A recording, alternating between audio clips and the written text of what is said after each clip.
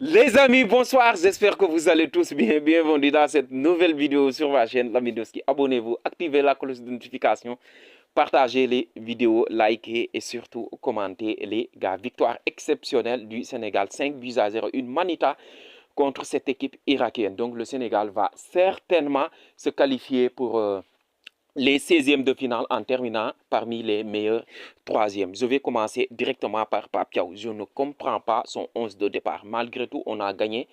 Donc, on ne sera pas dans l'euphorie de cette victoire. Mais Papiao, tu m'as déçu aujourd'hui. Je t'ai toujours soutenu. Je t'ai toujours défendu corps et âme. Mais aujourd'hui, tu m'as déçu. Comment on peut être sous pression parce qu'on devrait tout simplement gagner par un score. Et tu nous as mis trois milieux à vocation défensive, en fait. Je ne comprends pas la stratégie de Papiao. Je ne comprends pas l'animation offensive et surtout des milieux terrain de Papiao. Franchement, aujourd'hui, je suis tombé de ma chaise lorsque j'ai vu le 11 de départ. Malgré tout, on a gagné, on a gagné. Franchement, la deuxième mi-temps a été beaucoup mieux parce que la première mi-temps a été catastrophique et je suis bien gentil. Elle a été catastrophique entre le carton rouge de l'Irak et la domination de l'Irak. L'Irak était à 10, mais ils nous ont dominés en première mi-temps. Malgré qu'on ait marqué le premier but, mais l'Irak a mieux joué au football que nous. Franchement, c'est honteux. En tant que champion d'Afrique, je suis déçu de la première mi-temps. Donc, les gars, ne soyez pas dans l'euphorie. Les gars, cette équipe, ça manque beaucoup de choses. Il y a beaucoup de limites, beaucoup de carences dans cette équipe sénégalaise. Défensivement, on a été mieux. Les latéraux ont été tellement exceptionnels. Mention spéciale à Krépin Diatta qui ne déçoit jamais de la vie.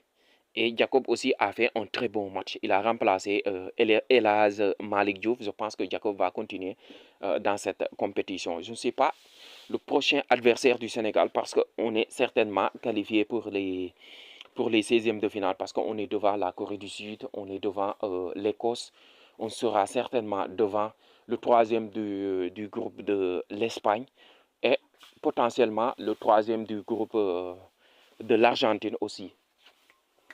Donc franchement, une belle victoire qui va nous donner du moral, une belle victoire aussi qui va franchement nous faire du bien, qui va faire du bien à Papiao et franchement, qui va le permettre aussi à revenir à la raison parce que ces 11 de départ, franchement, c'est incompréhensible. C'est incompréhensible. Je ne reconnais plus Papiao. En tout cas, je l'ai défendu corps et âme.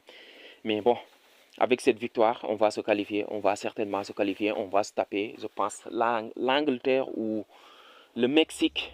Ou je pense, en fait. Mais en tout cas, il va falloir travailler à nouveau, travailler les tactiques, travailler l'animation offensive, l'animation défensive aussi. Donc, on va oublier les défaites contre la France, contre la Norvège aussi.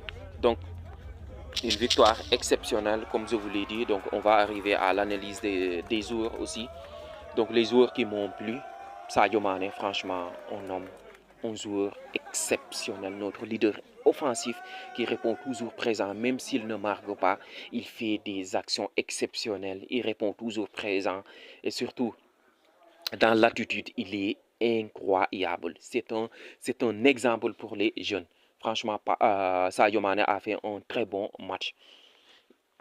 Il y a aussi Ismaïla Sarr qui a fait un très bon match aussi. J'aime son match. Il a marqué, franchement parler, il a marqué 3 buts sur cette compétition. Donc, Ismaïla Sarr qui fait un très bon match. Il est à la continuité de sa très belle saison avec Crystal Palace. Il y a aussi Ibrahim Mbaye aussi qui m'a un petit peu déçu, franchement parler, il m'a un petit peu déçu. Pourtant, je militais pour qu'il soit titulaire. Aujourd'hui, il a été titulaire, mais il n'a pas répondu à 100% présent. Malgré tout, il a fait un très bon match, un petit bon match. Au milieu terrain, franchement, j'ai aimé Gana Gueye. Gana Gueye et Habib Diarra. J'ai aimé Gana Gueye et Habib Diarra. Mais Lamine Camara, je ne comprends pas la hype sur ce jour, en fait. En première mi-temps, ils ont été catastrophiques. Eux tous, on n'a pas un milieu terrain capable de contrôler le jeu, capable de faire des contrôles dans le sens du jeu. En fait, je ne comprends absolument rien du tout. On a eu de la chance que l'Irak soit à 10 en fait. Parce que si l'Irak était à 11 contre 11, franchement, ça ne serait pas chose facile. Mais bon, on a gagné, on a gagné. Au milieu de terrain, franchement, j'ai aimé Gana Gueye. Mais les autres, je n'ai pas aimé. Les rentrants, Pape Gueye a été exceptionnel. Pour moi, l'homme du match. Pape Gueye a été exceptionnel. Et je pèse mes mots. Il a été exceptionnel. Il a fait un match exceptionnel à la ligne de sa Coupe d'Afrique des Nations. Il est toujours présent. Il répond toujours présent dans l'attitude, dans les efforts défensifs, dans la projection offensive aussi. Il répond toujours présent. Donc, je pense que Pape Gueye doit être titulaire tous les jours de la semaine dans cette équipe. Défensivement aussi, le premier buteur. Donc, lorsqu'on l'a annoncé titulaire, tout le monde se moquait de lui. Tout le monde critiquait Sec. Tout le monde critiquait Sec. Tout le monde le critiquait. En fait, il a fait un très bon match. Hormis son carton jaune, ce qui lui a valu sa sortie. Mais franchement, il a fait un très bon match. Et son compère aussi en défense, Nyakate aussi, il est toujours solide, il est toujours présent, il répond toujours présent, il a fait un très bon match aussi. Les latéraux, je n'en parle même pas, ils ont été exceptionnels. Donc les joueurs qui m'ont déçu, c'est Lamine Camara et la rentrée de Jackson en fait. La rentrée de Jackson, franchement, c'est une folie. Le mec, il ne sait pas, mais il ne met pas un pied devant l'autre en fait. Je ne comprends pas aussi la hype sur Lamine Camara. Un rentrant qui m'a plu aussi, c'est Iliman Ndiaye aussi, qui a fait une rentrée exceptionnelle aussi, qui a marqué franchement une frappe sèche, une frappe exceptionnelle aussi.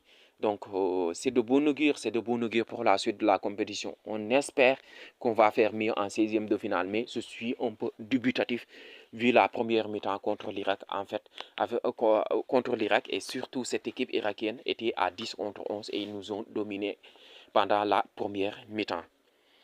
Donc les amis, cette vidéo, j'espère qu'elle vous a plu. Je pense que Pape Thiaw doit se gérer, surtout sur la suite de la compétition. J'espère que cette vidéo, elle vous a plu quand même. Si c'est le cas, n'hésitez pas quand même de vous abonner.